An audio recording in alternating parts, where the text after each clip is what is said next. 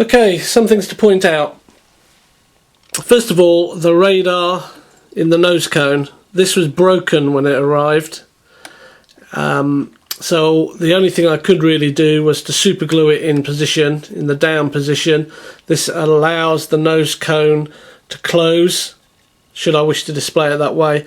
And I've had to paint this matte black here, and I took the opportunity just to put a red dot on the front to add a bit of colour. And I might do some more colouring on these lines on the back of the radar. So that was done. Pilots. These pilots fit in nicely. As you can see, there's a gap up to the ejector handle. They're not sitting squashed right up to it.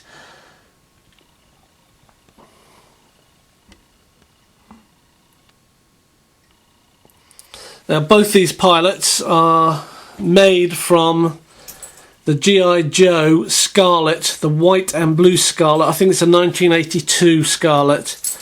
I managed to pick up 2 or 3 of them from eBay, quite reasonable price. So when they arrived, I've taken them out of the packets, painted them up to look more military, taken off some of the frills that they had on, and I think they set it off quite nicely.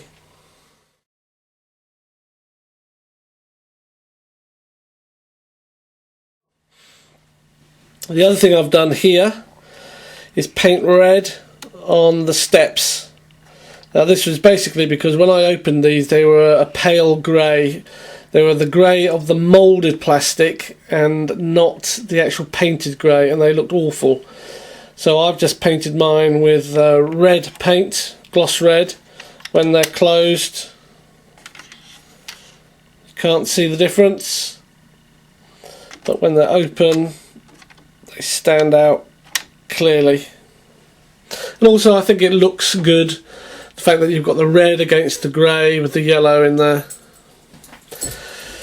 A bit of warning if you plan to get one of these. On mine, this bottom step, you can see how it goes, but on mine, as I said, this bottom step was stuck. It was actually glued in, and I've had to use a scalpel to cut and work my way through the glue that was holding it before I could get it to move. Now that's obviously something in production that's caused it. The other problem I had with mine is that these antennae here were broken off, again in shipping. This one is pointed and can catch very easily, and it's a brittle plastic and they just snap off. Now I've done my best to glue them back in the exact same place. You can see on this one I'm going to have to get some paint, gunmetal it looks more like, and just touch up here to take the glue away. But they are very delicate. You put any pressure on them, snap, they're off. The other thing I noticed is that you cannot display this model with the canopy in the up position as I have. The reason for that is this white thing up here, which is made to look like a hydraulic piston, is in fact totally useless and flimsy, and once you've held the cockpit up, if you let go of it, it will just drop back down. My solution to that is quick, simple, anyone can do. See that black piece of stick, really? What that is a McDonald's coffee stirring stick, cut to size, painted black, and just basically placed in there. So I can just lift the cockpit up a bit more, take that out, and it can close. But from here, for example, you just don't know it's there. Anyone who's looking at it won't notice it because it's painted black and doesn't stand out. Air brake here, that's exactly the same problem as the cockpit, in that it will come up, you let go of it, it just flops straight back down. The air brakes underneath you can push down open from the top. They're fine, they stay down.